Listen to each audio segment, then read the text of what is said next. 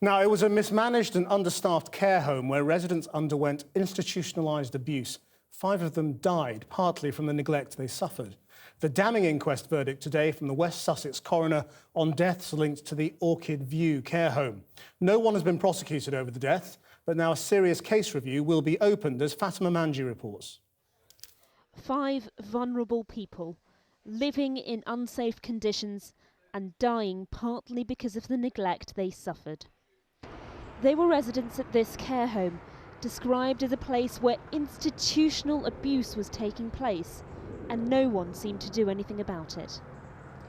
The Orchid View care home opened in 2009. It looked like a 5-star hotel, and that seduced families into believing their loved ones would be cared for well. Instead, they found themselves trying to understand how a seriously failing care home could go unnoticed for so long. Our mum deserved to be treated with dignity and compassion, but Orchid View failed to provide her with even a basic level of care, despite being paid a significant amount of money to do so. We believe dramatic changes are needed to the current care system. The inquest heard horrific details of how residents were treated. Unexplained bruising, not having enough to eat or drink, and being left in soiled clothing. This catalogue of abuse only came to light when staff falsified medical records to cover up their own negligence.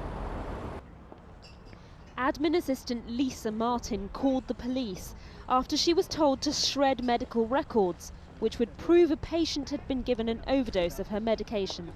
I came forward because I'd witnessed too much poor management and care to vulnerable adults, and I felt I couldn't live with this knowledge any longer and felt I had no choice but to tell the police. That patient was 77-year-old Jean Halfpenny. Her daughter Lindsay heard evidence at the inquest saying had she not been given the overdose, she would not have died on that day.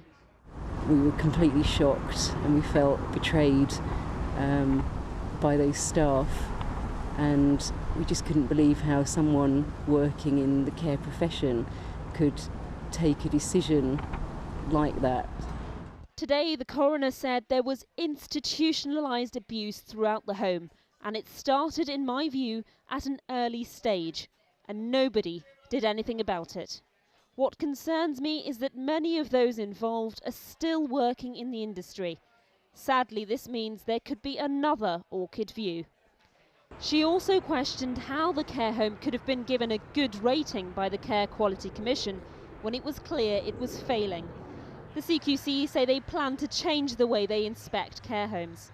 West Sussex Council have announced a serious case review, but with the company that ran the care home, Southern Cross, now defunct, the families are worried no one will ever be held to account. And Fatima joins us live now from the coroner's court in Horsham. Where does this leave the families now?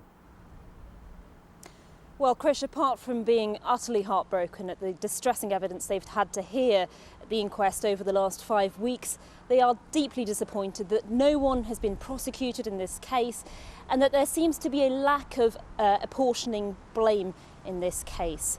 Now, they want a public inquiry to try and get some of the answers for the questions they still have remaining. They're very well aware that nothing will ever bring back their loved ones, and they know that that particular care home is under new management. But they want this to be a warning to care homes up and down the country. And that was something reflected in the coroner's verdict. She said, we all have parents. At some point, they may need to go into care, and we need to have confidence and trust in the people in the care homes that we send our parents to. Thanks, Fatima.